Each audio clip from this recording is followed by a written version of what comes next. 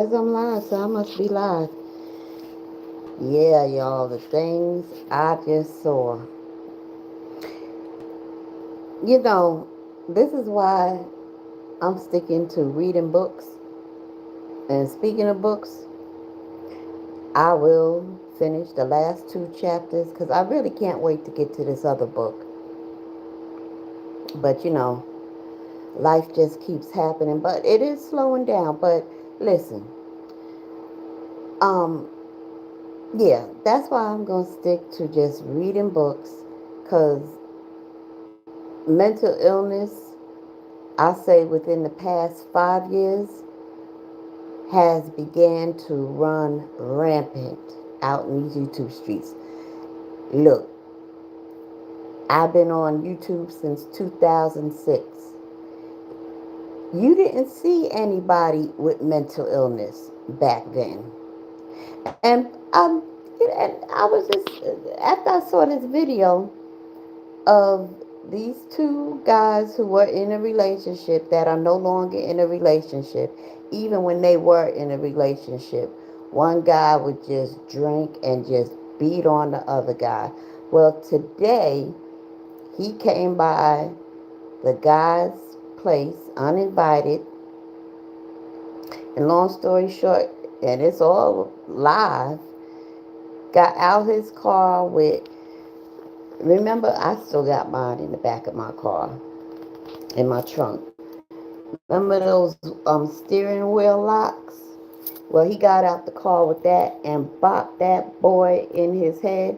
I mean, it looked like he was crying blood. He had blood dripping all down his face, his chest. It was awful. But uh, the bopper, hey Tony, the bopper got arrested, as he should have. Cause, mm. But as I was saying, I've had this channel since 2006. I've been on YouTube since 2006.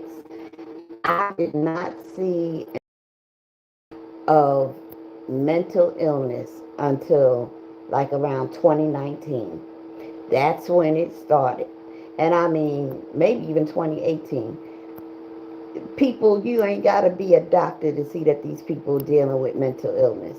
And I was thinking, well, how come they all just came out like 2018, 2019? You know, I've been in all kinds of sectors since 2006. And I'm thinking, like, to get on YouTube when it first started, it was a process. First of all, you had to have a video camera, and you would do your video. There was no going live, just clicking a button. You would do your video. Hey, Renee, the beats, I mean. And then after you do your video, it would take hours for you to transfer that up to the YouTube platform. I never did it. I just remember watching videos and somebody would say, um, and it used to be very intelligent debates between YouTubers.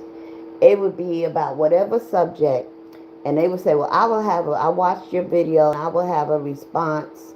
I will do my video about 4 o'clock. I imagine by 8 p.m. it should be uploaded. That's how long it took, which is one of the reasons why I never made videos, because I wasn't about to go and buy um, a video camera or whatever type of camera you had to have. I wasn't doing that.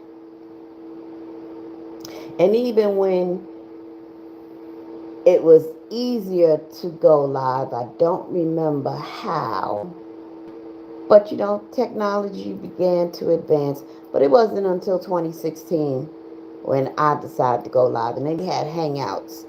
And, now you just press a button. But for those of you who do not know, it was never that easy to go live. And I imagine that the truly mentally ill people probably couldn't afford to buy whatever you needed back in 2006, 2007, whatever type of camera it was. Um, Maybe that's the reason.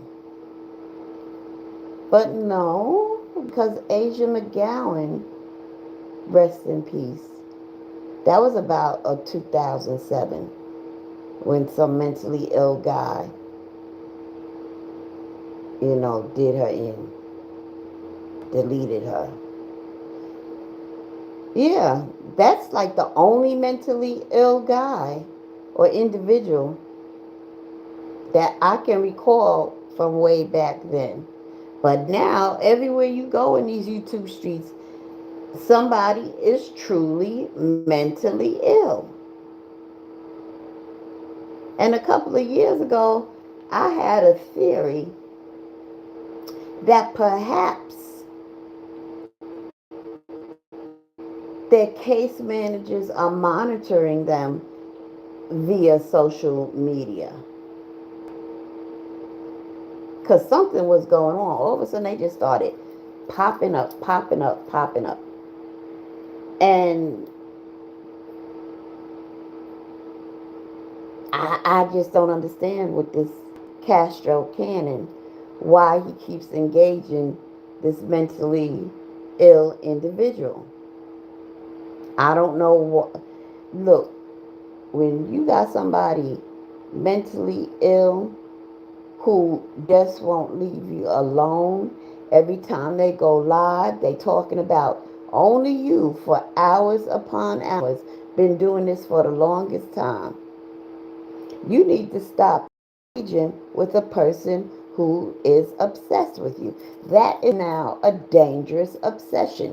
When you go live, you ain't got nothing else to talk about but this one particular person for hours. You, sir, are mentally ill. You got a problem. When you go on somebody's panel and they talking about global warming, that is the topic of the show, and you bring it all around to that same one particular person, you got a damn problem. And when somebody, again, is going live talking about you for hours over and over and over and over, you need not to engage them for 1 second. What do I mean by not engaging them? You don't respond to them. You don't listen to them. Well, if you on a panel and that person pops up, get down.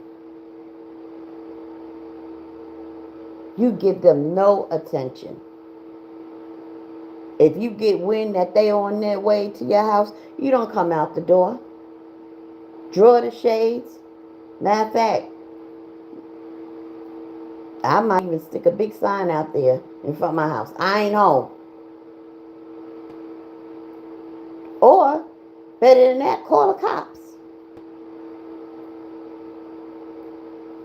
I don't understand it. But this generation, they like to do everything live and record everything. And it is good that he did record him getting bopped over the head with a steering wheel lock. I mean, that's evidence and proof up your ass. But still, if he didn't come out the house, if he didn't engage, he wouldn't have got bopped in his head like that. That boy, I'm sure he should be, if he got any sense, Castro Cannon, he should be stitches, because that was a pretty bad, nasty gash in his head. And as far as Tommy, I mean, he lucky he didn't kill that man. He could have killed that man. You don't hit nobody in the head with some metal club like that. That's pure lunacy. And he's out of control with his drinking and getting high and getting angry and always want to fight all the time. He gonna kill somebody one day.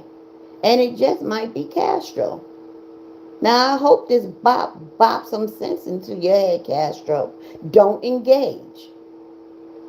I don't care what he say. I don't care what he do. If he show up to your house again, call the cops. Matter of fact, after you get stitched up from the hospital, you need to go to the police station or the court or whatever it is you need to do and get a restraining order against him. Although it's just a piece of paper, that ain't going to stop. Well, after you get the restraining order, you need to go buy yourself a gun if you don't already have one. And let that fool come to your door again. You just go on and let him meet his maker.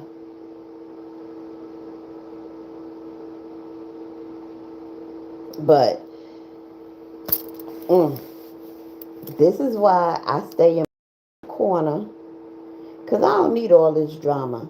I seen somebody this week get a judgment against them for, I think, $2.1 million because they out here in these YouTube streets uh, defaming folks,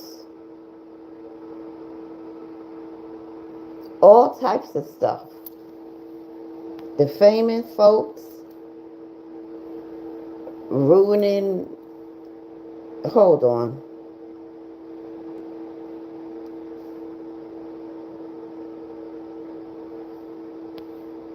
Because I got an idiot in the chat room. Okay. Um, destroying people's reputations, just being reckless with your mouth. And now you owe somebody $2.1 million.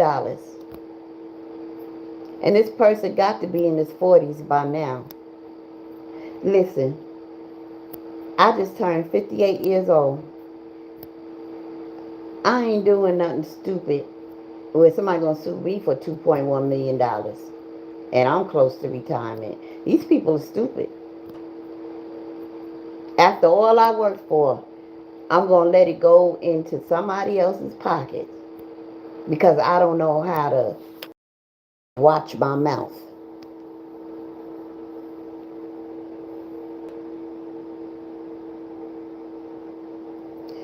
Nigga, you back here again.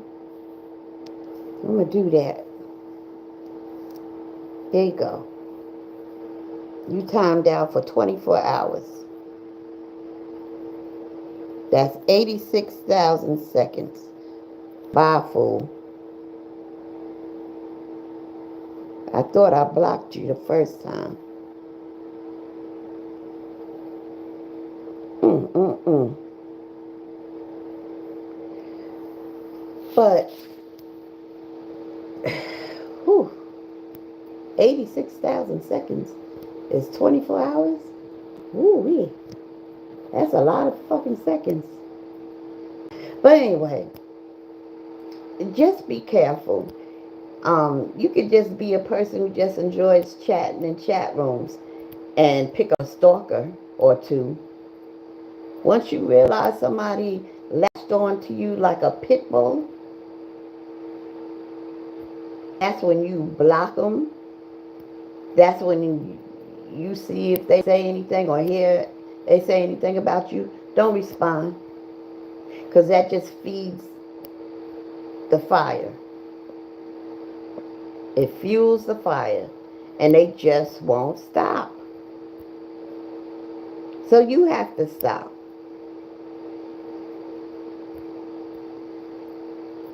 You know, I was thinking about Finney the Legend. I keep saying Finney the Great because my cat's name is Simba the Great, but it's Finney the Legend. Um, I was thinking about him, and I think one of the reasons why his very last time that he went to Vegas, I think a lot of that had to do with peer pressure from his subscribers, from his channel. I think he felt that, if he didn't show up, even though there was a woman who called him, not called him, but came on his panel and was like, I'm paraphrasing, she was saying, be careful, don't go, because something might happen, you know. And she went on, and she was so sincere, so genuine, so earnest about warning him. And he listened to her, but he kind of brushed her off. He wasn't disrespectful or anything. He was just like really abrupt, I should say. He was like, yeah, yeah, okay, yeah, thank you so much. But I think he felt pressured into returning to Vegas. Um, in his 40s, I think he succumbed to peer pressure. I think he felt that if he didn't go back to Vegas, he would look like a punk.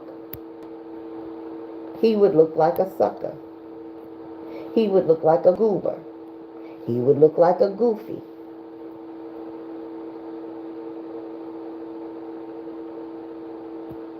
And for me, I'd rather look like all those things rolled up in one with my life.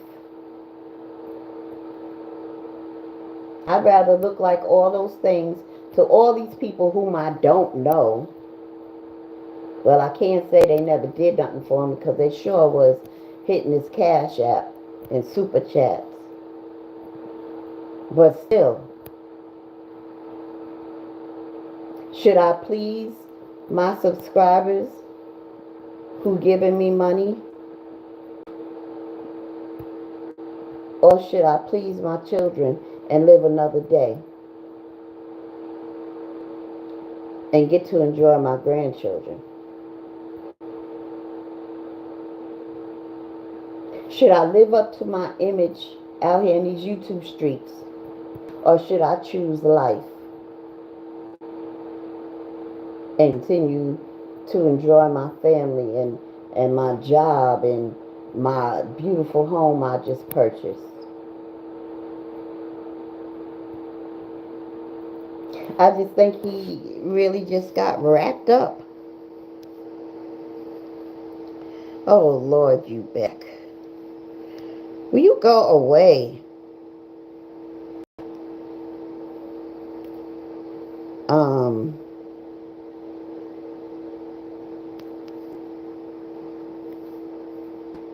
all right.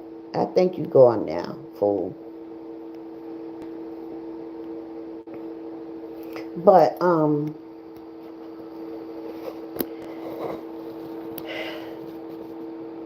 lost my train of thought.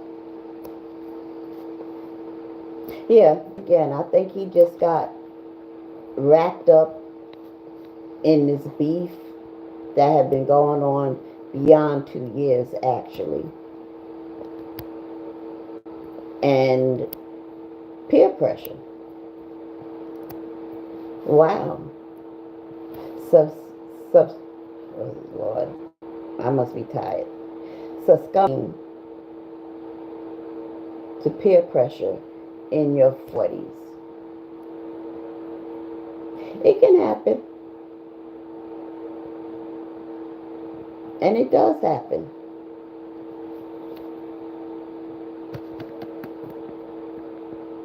But I'm not going to succumb to it after being threatened, my life threatened. Oh, no, no, no.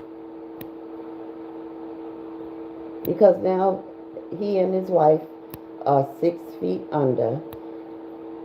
And these people out here in the YouTube streets, his subscribers, they looking for the next person they can get whacked.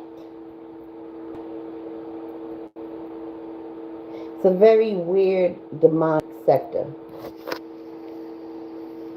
Hi, Dwayne.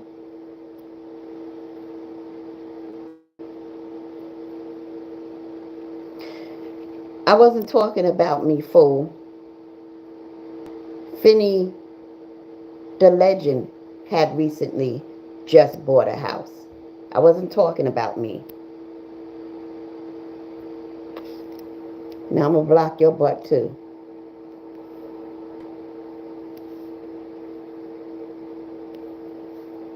Anyway,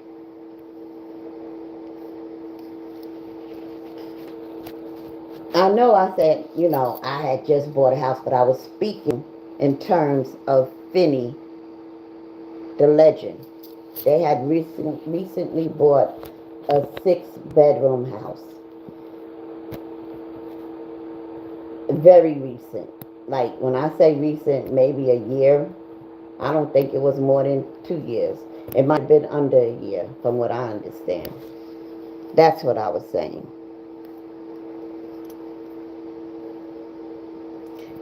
Anyway, it's always best to watch and observe and stay in the cut as opposed to being in the middle of shit. You know,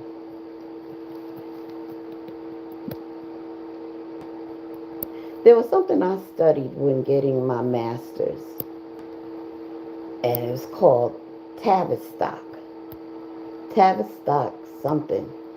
But it was about group dynamics and behaviors of people within a group. Like, there's always a hero. Where there's a group of people, whether it's a group of friends, whether it's a group of co-workers, groups, no matter what um, capacity they are in, you'll always find people playing certain roles. Like within a group, it could be family members, siblings. And if you think about it, if you have siblings, all of you played a certain role. You got the hero. Who's the hero out of your siblings? The hero is the one who got good grades, who always maybe always helped out mama or the parents, always tried to do things right. And I'm speaking about in a dysfunctional family, and we all come from a dysfunctional family. There's no perfect family. There's some sort of dysfunction there, one way or the other. You have the scapegoat. That's the person to blame for all the problems that's going on in the home. You have the hero, the scapegoat. Um, I'm just going to use the word comedian, but that's not the label. But the comedian is the one that whenever tension builds up, like if parents are about to argue or if there's a conflict or something, that's the one who's always going to be the clown. Actually, I think that's the term, the clown. They're always going to try to make everybody laugh to relieve the tension, the anxiety. Then the other person, I forgot the term, but this is the person that's always getting into trouble. Whether that's the sibling that's on drugs, that's the sibling that goes in and out of jail, that's the sibling that's always getting suspended from school. And when you look at a group, and I'm going to put this in terms of subscribers, Finney, the great subscribers, as well as Manny's subscribers, you have people that fit in those very roles I just described in some shape, form, or fashion. And from what I noticed, the groups, the people that be in the chat, and I'm talking about the people are who frequent the chats, who are regular chatters, even in OYB's channel, and I'll include myself, even though I like to think I'm standing outside of the group.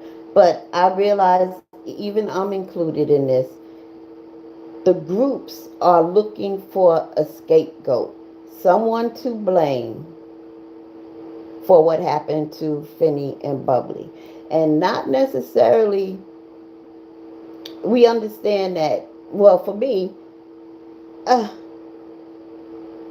Manny was the one who pulled the trigger. But we are all looking for someone else to blame. Are we scapegoating D-Ware and saying we're trying to project all the ills and the uncomfortable feelings into him and saying, if it wasn't for him, none of this would happen?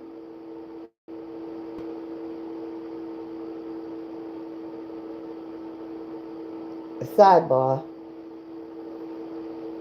Uh, I don't think D-Ware is an actual scapegoat. I think he's actually responsible for some of this shit. I think a scapegoat is actually Manny's wife, Julie. The group has been trying to scapegoat her. But as far as D-Ware, no, he actually did some foul shit. Allegedly, and in my opinion. That's just my opinion.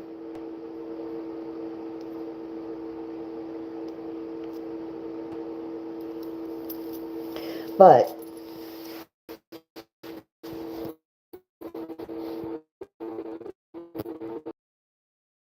who is in the role of hero? I would say OYB. I think he's playing the role of a hero.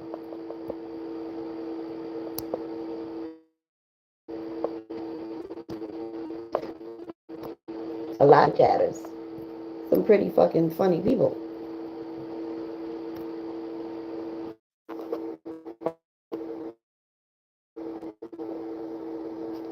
Not so much in your face, but behind the scenes, surreptitiously.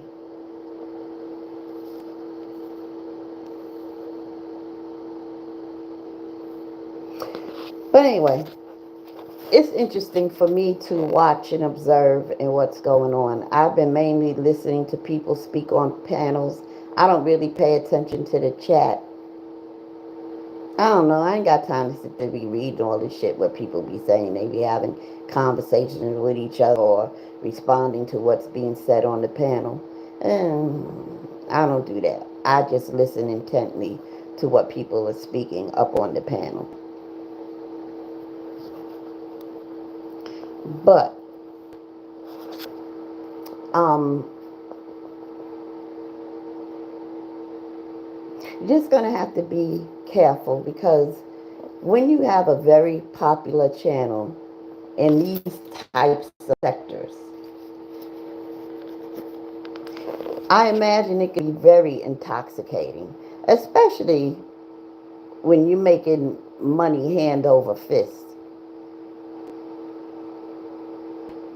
But there's one individual, well, two particular individuals. Not to say nobody else in their families are important. Of course, the children are. But I guess it's just been on my heart to be thinking and praying about Bubbly and Finney's mothers. Maybe in a couple of weeks I'll be on to the children. But I've really been praying for their mothers.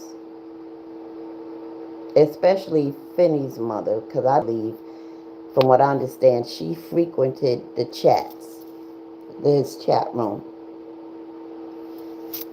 And I think she was totally, matter of fact, I know she was totally oblivious to how things can actually go down out here in these YouTube streets. I'm sure any clue, any concept, she would have shut Finney's channel down her own self. I don't think she thought it could ever get this damn serious. I wish I had discovered this sector many months ago, because I certainly would have warned and probably would have been successful in getting Finney and Bubbly to change their mind about going back to Vegas. Or at least, if you must go, don't go live and let people know you there.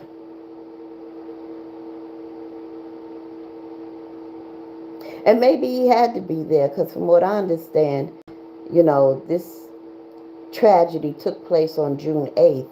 But on June 12th, Manny was due in court for pushing Finney a few weeks prior to the tragedy. And maybe Finney needed to show up in court or had planned to show up. And that was another reason why he was in Vegas, other than celebrating his birthday, which was 6 days after the tragedy on June 14th. So it was a couple of reasons why he was there in Vegas. But I would have told him, hey, can't you zoom if you must be there?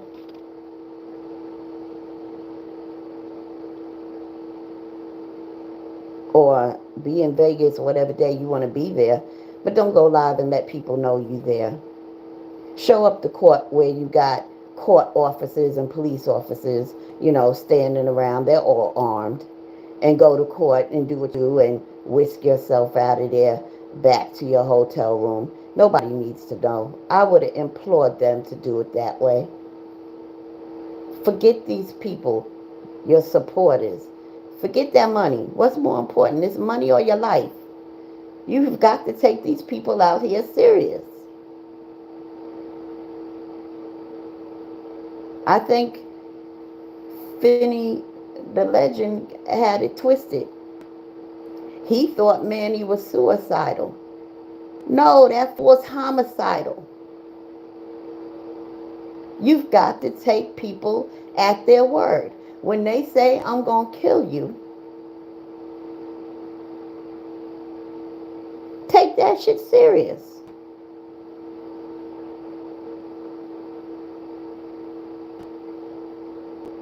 When you working in a psychiatric facility,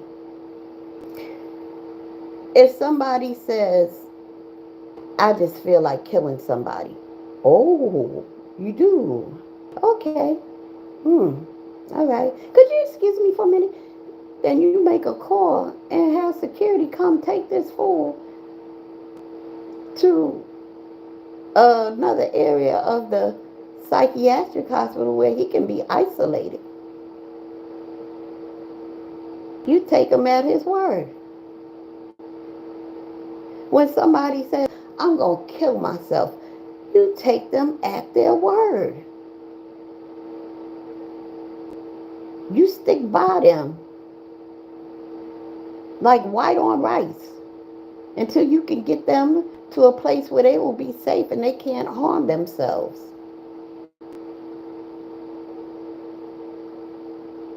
When somebody says, if you come back to Vegas, you need to tell your mother whether you want to be buried or cremated.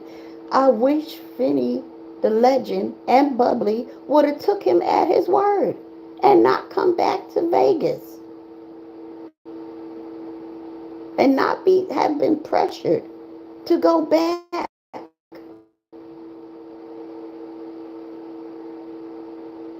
Whether it was consciously or subconsciously feeling pressured.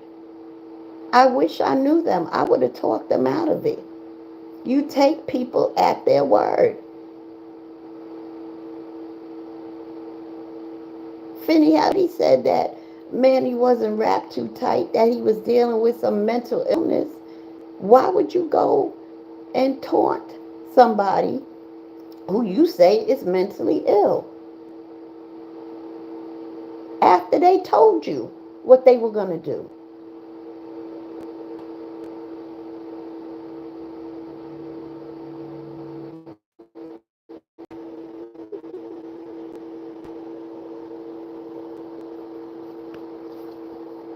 It just makes no sense to me. But I guess if you don't work in the mental health field, you might just brush off a threat. You might be oblivious to danger. But in the mental health field, when somebody makes a suicidal or a homicidal statement, we don't give them an opportunity to carry it out at all.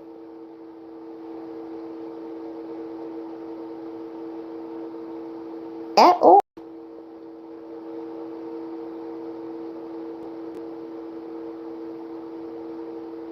Again, Finney thought that man was suicidal. He wasn't suicidal, he was homicidal. Know the difference. He never threatened to kill himself, he threatened to kill you, fool.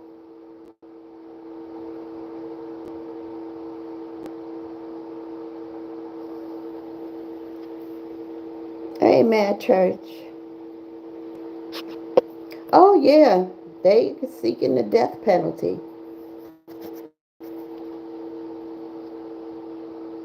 But you know who can get him off, Mad Church? Do you know an attorney that you could say, you know what, if he represented this dude, he probably can get him. Do you know any attorney skilled enough to make that happen? Because I have one person in mind. Who do you have in mind? I'll wait. I know there's a delay.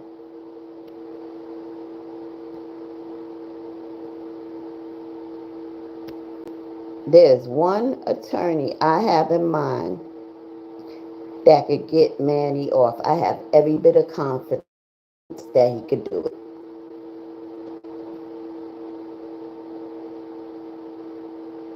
You know who that attorney is? Because you might be way back in the stream.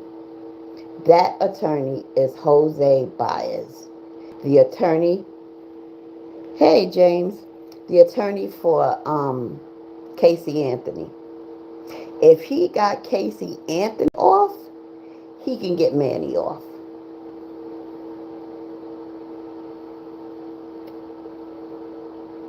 Another attorney I think get him off is Mark Geragos.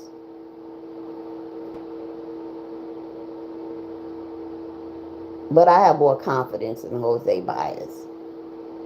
Jose Baez can do it.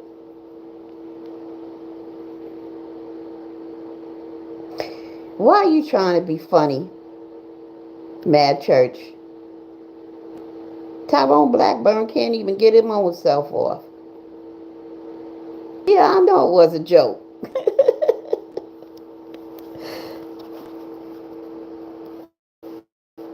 Yeah. If they can't, if Jose Baez can't get him acquitted, which I think he can, he definitely get him out from under the death penalty. I know he could do that much as well. But I believe he's skilled enough to get him off. Because Jose can make you see things that ain't there.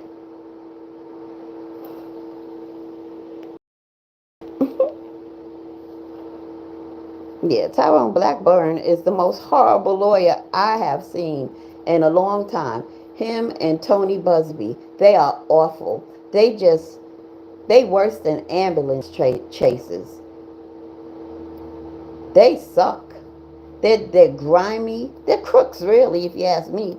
They're crooks with licenses to practice law. They need to go to jail and darn selves.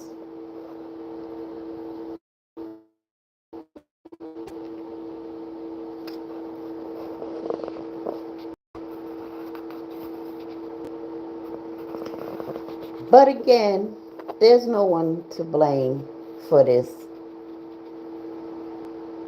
other than Manny and Finney.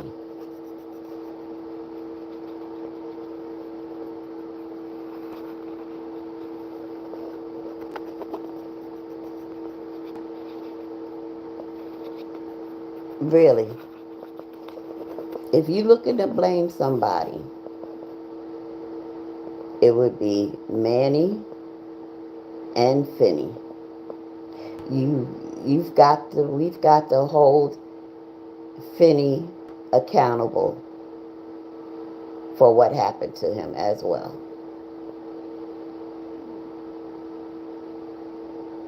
You can't say he had no business going to Vegas if he was supposed to be in court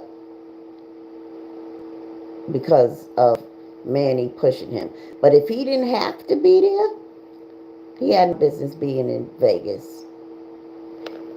They should have went someplace else or stayed their black asses home.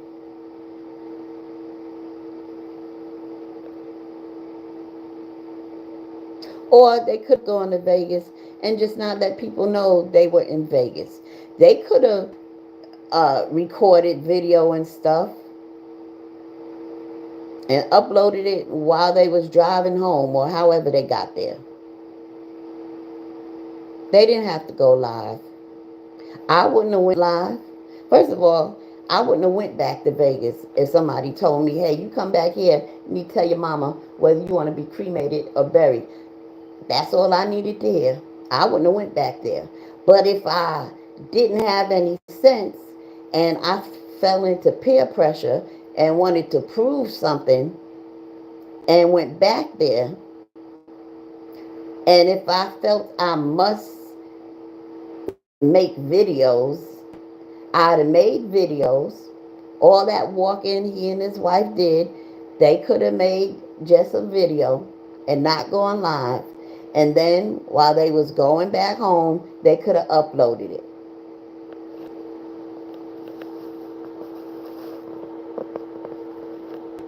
They could have did that. I wish they would have done that. I wish. I wish Finney's mother would have had some idea of what goes on out here in these YouTube streets. I'm sorry that she found out this way.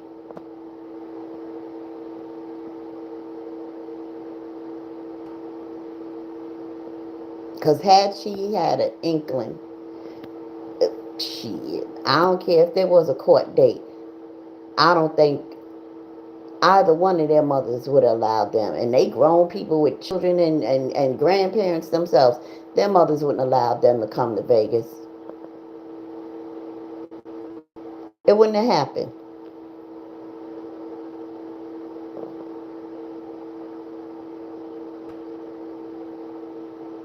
Mm, mm, mm.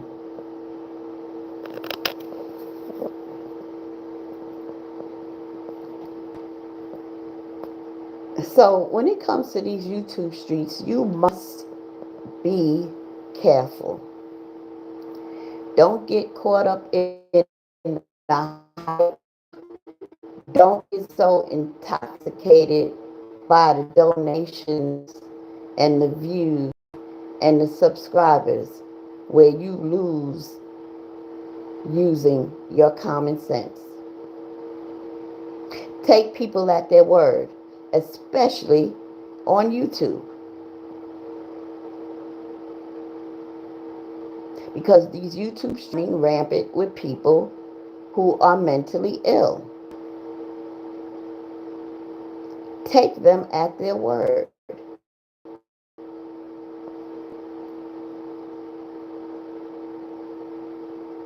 Do not engage. If you find you have a stalker, do not engage.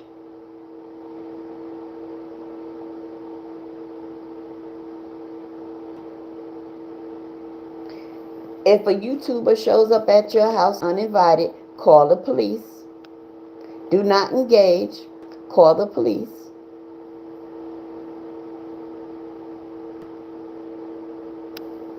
If Castro had a gun, when that boy was coming at him with that steering wheel lock, Castro could have blew his ass away.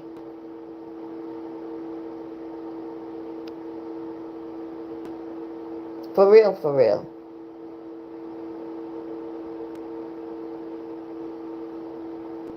Now, if you truly got a stalker who don't mind showing up at your house, this is one thing you need to do. I ain't talking about get one gun. You need to purchase several guns. A couple of AR-15s. You need to do that anyway. And strategically hide them around the house in a way that is hidden, yet it's easily accessible.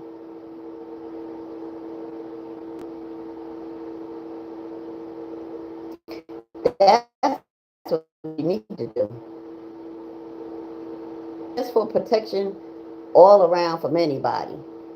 Always have your piece close to you wherever you are in your house that you can get to it quickly. You got to be creative in terms of uh, having it accessible and keeping it safe enough for your access, yet if you have kids, they won't be able to get to it. Got to be creative. I have ideas, but I can't tell you. Get creative.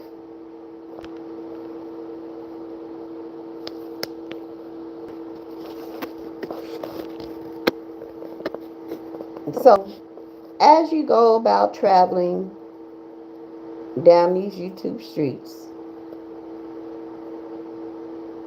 recognize who is mentally ill and make sure they don't notice you.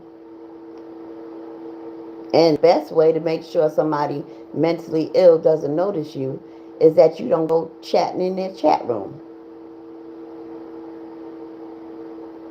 And if they happen to pop up on the panel, you need to drop down. You don't want nobody mentally ill out here in these YouTube streets to even know your name. Because there's no telling what they do.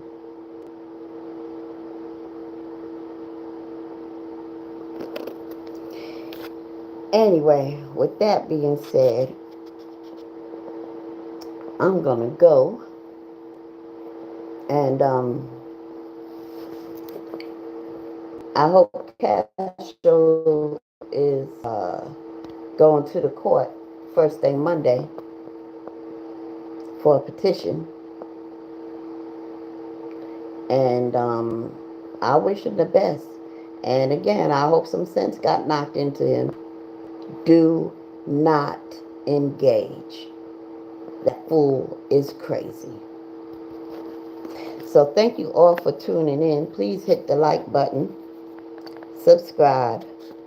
And if you feel like it, maybe you should share this video. Some good important information in it. Alright, y'all. Peace.